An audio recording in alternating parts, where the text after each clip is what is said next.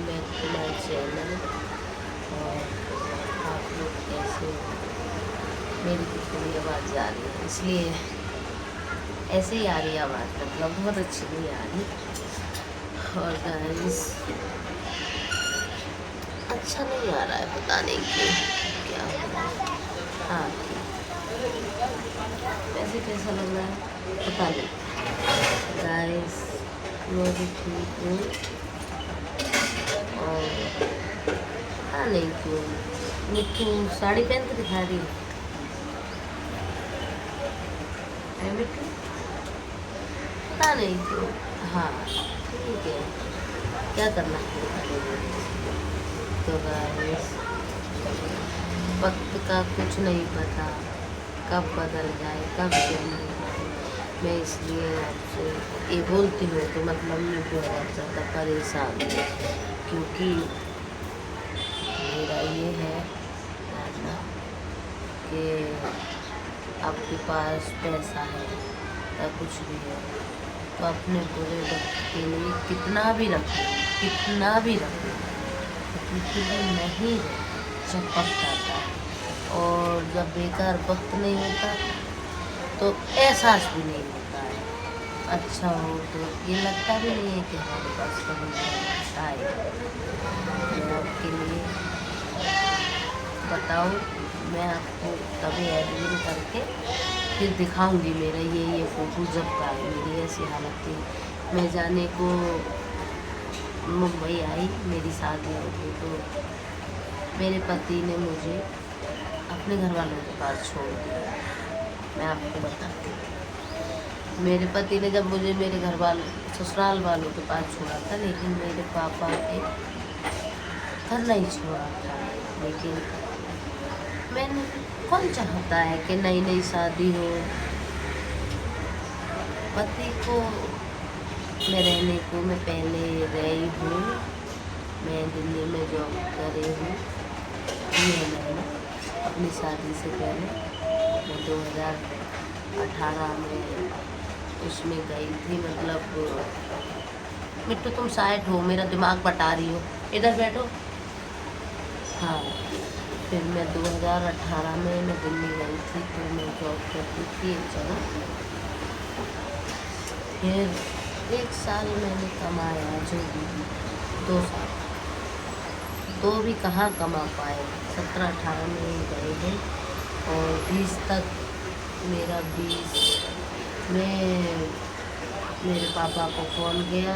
मेरे पापा ने मम्मी पापा में लड़ाई होती थी कि शादी करें, फिर शादी की तो 2000 मेरी बहन का और मेरा साथ में हुआ, 2 लोगों का, दोनों बहन थे 4 बहन में, तो शादी हुआ तो दोनों, मेरी छोटी वाली बहन ने लव मैरिज की और मैंने अरेंज मैरिज की, तो दोनों ने शादी कर ली।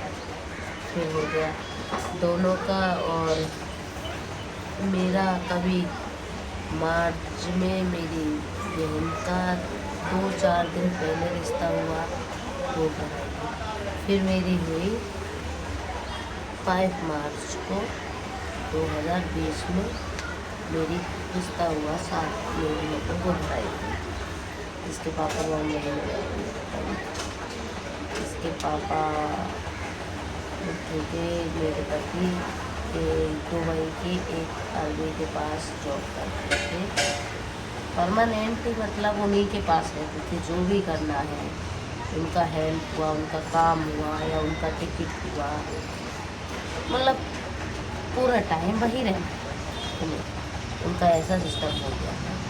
पहले तो यहाँ पे मुंबई में क्या है, सब लोग ऐसा ही रखते हैं, परमानेंट रखते हैं पूरे टाइम के लिए, पार्ट टाइम उन्हीं के पास पैसा देते हैं तो रहते थे। तो हमारा भी ये था कि हम लोग भी वही आए जाए करें, खाना पीना हमारा रहना सब, मतलब जिम्मेदारी मेरे बच्चों की भी वही, मतलब दे देती, थोड़े ओल्ड हो गए थे, इसलिए वो बोलते थे मेरे पास रहो इसके पापा से, तो हम आपके बच्चों को देखभाल के लिए पैसा है तो हम देंगे बहुत अच्छे से।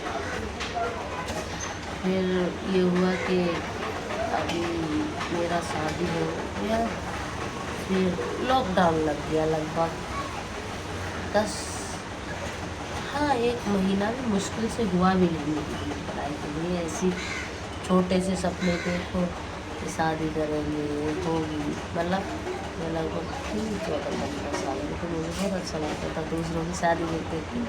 मैं भी शादी होगी मेरी भी किसी दिन, क्या पता। लेकिन ऐसी शादी भगवान किसी की भी नहीं करवा। पति बहुत अच्छे हैं, उससे दिक्कत नहीं है, लेकिन फिर हुआ कि लॉकडाउन लग गया। तो मेरा ये था कि मतलब उसके पापा का तो अपना काम था, मेरा क्या था। मेरी इतनी हालत ख़राब लॉकडाउन में कि सब लोग बोले इसको कोरोना हो गया। तो फिर मैं इतनी घबराऊँ,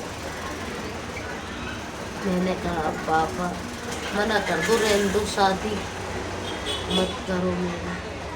वैसे बेचारे किसी की, इसके पापा ने जब मेरे से बात की भी नहीं। मैं आपके लिए बताऊंगी किसी दिन इसके पापा ने मुझसे कैसे बात की, क्या बात की, और हम लोगों की अरेंज मैरिज थी। तो कल बताऊंगी उस बात के बारे में आप लोगों के लिए कि कैसे बात की, क्या की। फिर मैं इतनी घबरा जाऊँगी, पैसे किसी बेचारे लड़के की ज़िंदगी ख़राब करो। मुझे कोई इंटरेस्ट नहीं था इसके पापा में, तो नहीं। मैं कितनी अच्छी खासी दिल्ली में रह रही थी, अच्छा खासा मेरा शौक पैसा। तो फिर मेरी ज़्यादा तबीयत खराब होने लगी। फिर मेरी पूरी फैमिली वहाँ पे थी, मेरे पापा गाँव में थे जब मेरे पापा थे। तो फिर ये हुआ कि मेरी ज़्यादा तबीयत खराब हो रही, तो हम लोग रोड पे निकल गए। और आप लोग अंदाज़ा लगा लेना, मेरे यहाँ से दिल्ली 200 किलोमीटर। अब आपको तो नहीं बता सकती मैं, यहाँ से बता दूँगी पहले। फिर हम दिल्ली से 100 किलोमीटर पैदल आए, आप लगा कितनी, और वो भी मेरी ऐसी हालत। और फिर ये वो बिस्किट वगैरह वो सब लोग बांट रहे थे, लेकिन मैंने पता नहीं क्या हुआ था मुझे, मैंने ऐसा प्रण लिया था कि मैं नहीं खाऊंगी, बाकी कोई भी खाओ, कुछ भी करो। लेकिन तो मैंने कहा मैं नहीं खाने वाली किसी का भी फ्री लो। तो मैं इतनी हालत ख़राब गाँव आ गई। फिर गांव में लोग ऐसे बच्चे फिर रहे, इसको कोरोना हो गया है, ये हो गया, पूरी टीम बुलवा दी गाँव के लोग। गाइस जब बुरा वक्त आता है ना, तो कोई सगा और कोई अपना नहीं होता।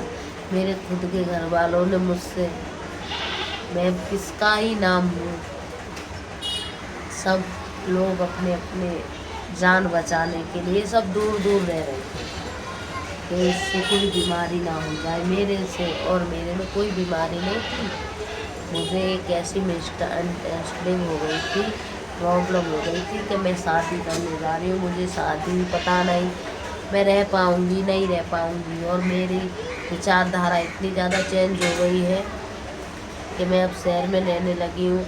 मैं पहले छोटी थी तो मैं कचड़े में खेलती थी, गोबर डालती थी, घास काटती थी, भैंसों को खिलाती थी, सब काम। अब ऐसा क्या हुआ है, मुझ पे कुछ नहीं होता। अब पता नहीं क्यों, ना ही मुझ पे कभी भी गोबर के उपयोग बनेगी, ना गोबर पथेगा, ना गोबर बटेगा, ना घास कटनी। ऐसा लगता है पूरी लाइफ चेंज हो गई। और पहले में इतने अच्छे अच्छे गाने गाया करती थी, जो कि मतलब बहुत अच्छे से मुझे गाने आते। और मैं पूरी रात जहाँ भी गाना गाना है वहाँ हर जगह जाना है। अभी क्या है गाइस, बोला भी नहीं जाता है लगातार कंटिन्यू। तो मुझे पता है, मैं भी बोल रही हूँ, मैंने माइक मंगाया है, लेकिन वो आ जाएगा तो उस पर बोला भी नहीं जाता है कंटिन्यू, और मेरे दर्द हो जाता है। ये मेरी ज़िंदगी है।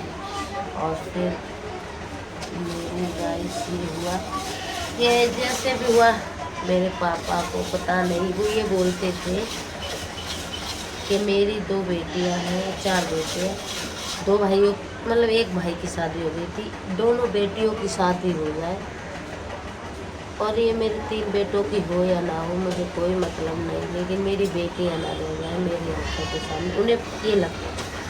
मेरी शादी के 6 महीने बाद भी ख़त्म हो गई। फिर मैं मुंबई में थी और मैंने जाने का बहुत कोशिश किया, प्लेन से टिकट किया सब। उसके पापा के साथ थे, वो बहुत अच्छे थे, उन्होंने हमें प्लेन का टिकट दिया, प्लेन से जाओ जल्दी। लेकिन फिर भी अंतिम संस्कार हो चुका था तो हम नहीं पहुंच पाए। अब रोज और सबसे ज़्यादा क्लोज अपने पापा की मैं थी। मेरे पापा की नज़र में एक दिन आपको बताऊंगी मेरे पापा ने क्या नहीं किया और क्या किया। मेरे पास ये टाइम होगा उसको ज़रूर बताऊंगी। और कल मैं आपके लिए ये बताऊंगी मैंने मिट्टू के पापा से अरेंज मैरिज की तो मैंने कैसे बात की, क्या बात की, और मुझे समझ में नहीं आता कि मैं कैसे कैसे डरती हूँ। हमारी शादी के लिए 5 ईयर हो गई है, 6 में चल रही है। अभी मेरी जून में एनिवर्सरी 4 जून की 14, हाँ जून में अगली एक महीने चल रही है। और फिर मैंने क्या किया कि इतना मेरे ऊपर ऐसा एक बादल जैसा फट गया मेरे पापा के जाने से। फिर इसके पापा मुझे लेके गए, हमने पूरी रात इतनी दिक्कत में, जनवरी में कितनी ठंडी पड़ती है, जनवरी फरवरी में, तभी की बात थी। हम लोग दिल्ली थे, रात में पहुँचे थे। फिर हमने किसी की मतलब एक टैक्सी बुक की, ओला। फिर हमें आनंद विहार जाना था तो आनंद विहार हमें किसी ने इतना पागल बनाया, ऊपर हाईवे पे ले जाके भी छोड़ दिया और आनंद विहार नहीं छोड़ा। और इधर पापा की हालत और इसके मेरे पति की, उनका पेट में लूज मोशन हो गया सुन के, टेंशन की वजह से ऐसा होता है लोगों को, मेरे भी हो जाता है तो मैं कोई टेंशन नहीं देती है। फिर ये हुआ कि मैंने फिर इधर इनको देखूं या उधर उनको देखूं, उधर तो बादल फट चुका है। फिर इनके लिए हमारे पास ना ही पानी गर्म करने के लिए कुछ था रूम में, हमारे रूम पे गैस भी ख़त्म हो गई थी घर पे, जो कि हम कुछ खा पी भी नहीं सकते यहाँ पे बम्बई में। फिर मैंने कहा क्या कहूँ, मैं अपने अंदर इतना गंदा फील कर रही, रोए जा रही कि मैं क्या करूँ अपने पति को लिए। इन्हें दवाई दिलवाई, इन्हें गर्म कपड़े दिलवाए, जो भी दिलवाना इनके पास कुछ भी नहीं था। फिर दिलवा के फिर हम लोग रात में निकले यहाँ से। हमने बर्गर वगैरह सब किया, हमने सबको भी दिखा सकते हो जाते, लेकिन एक दिन इस पर लगा दूँगी शायद। फिर मैंने क्या किया कि मन बिल्कुल नहीं था मेरा कि मैं क्या करूँ। फिर हम लोग जैसे तैसे यहाँ से 2 घंटे में दिल्ली पहुँच जाते हैं, 2 घंटे में ही बरेली पहुँच जाते हैं, 2 घंटे में ही दिल्ली पहुँच जाते हैं बम्बई से। मैं वैसे बम्बई बरेली से उससे भी गई हूँ, बरेली से भी आई गई हूँ और दिल्ली से भी। जब ही बरेली का एयरपोर्ट नहीं चालू हुआ था, होने वाला था, नहीं तो मैं बरेली पहुँच जाती मेरे पापा, इसलिए कम वक्त ही एयरपोर्ट भी थोड़ा पहले ही हो जाता। मेरा 20 में ही सब कुछ शुरू ख़त्म एंड सब हो गया। ये हुआ मेरे लाइफ का। फिर ये था कि मतलब जिन्होंने बुलाने क्या बोलने वाली थी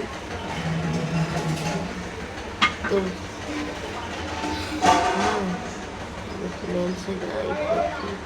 हाँ मेरी शादी मेरे, फिर हाँ मतलब हम लोग पहुँचे क्या थे। फिर उसने 2000 रुपये लिए हमें, हाँ ये बता रही थी मैं कि मतलब 2000 रुपये लिए उसने। और उनके मेरे इतना तेल ख़त्म हो गया, मैं गुस्सा आई मुझे, मैं पुलिस बुलाने को थी। मैंने कहा रुक तो अभी मैंने उसको किसी को फ़ोन किया जाने वाला, किसी से कुछ नहीं। फिर उसे 2000 रुपये मैंने बड़े अच्छे से 2000 रुपये छिपा के रखे थे, वो मेरे पीछे उसने, हम दोनों बड़े उदास हो गए। और इधर हमारा 20,000 टिकट में गया था, दोनों को 10,000 का टिकट हुआ था। अर्जेंटली दिल्ली के लिए प्लान का 2020 में। फिर गाइस इसके पापा की इतनी तबीयत खराब, नहीं हम पहले तो उसमें रुके, मतलब पूरी रात के लिए हम दिल्ली तो आ गए। दिल्ली से मेरा घर 200 किलोमीटर में पड़ता है, तो 200 किलोमीटर के लिए बस से पूरा दिन लग जाता है, इतनी बेकार रास्ता और हालत ख़राब हो जाती है। फिर हम लोग गए तो हमने इसके पापा पे तो था, मैंने बोला तो कपड़े ले लो, इन्हें दिलवा दिए मैंने गरम, इन्होंने पहन लिया। मेरे पास ना ही कोई कपड़ा गरम ना कुछ भी था। मैं पूरी रात इतने बुरी, इन्होंने तो पूरी रात पोटी जाना जाना है जाना है, और बस स्टैंड वाले ने इतना सारा पैसा इसे लिया कि बार बार जाओगे बार बार पैसे दो, बार बार जाओगे बार बार पैसे दो। मुझे इतना रोना आए, मैं किस किस को देखूं। और फिर मैंने ये किया कि मेरा ऐसे कैसे हम लोगों ने रात काटी, तो सुबह तक हमें बस मिली। फिर हम दूसरे दिन को पहुँचे, हमारा पैसा भी गया, हमारा सब कुछ गया। फिर भी और घर जाके तो वो था ही, मैंने 3 दिन से ना कुछ खाया ना कुछ पिया। और चाहे पापा अच्छे हो चाहे पापा बुरे हो चाहे कुछ भी हो, लेकिन पापा पापा ही होते हैं गाइस। मेरे पापा ना होने के चक्कर में मेरी इतनी बर्बादी हुई है कि भगवान करे किसी की बर्बादी और कुछ भी ना हो, कभी भी ना हो। और अपने माँ बाप होते हैं वैसे कभी भी ना ही सास ससुर होते हैं ना किसी और के माँ बाप होते हैं। अपने माँ बाप का दर्द से खुद समझ सकते हैं। मुझे मेरे पापा का इतना दर्द है कि मैं मुस्का के हंस के जवाब देती हूँ, लेकिन मैं किसी से कहती नहीं, क्योंकि दर्द बहुत है। तो गाइस बहुत कुछ है, बताऊंगी धीरे धीरे करके, एक साथ में तो नहीं बता सकती हूँ, आप लोग भी नहीं समझ पाओगे, लेकिन हाँ धीरे धीरे करके बताऊंगी जरूर कि मैं कितनी परेशान हूँ।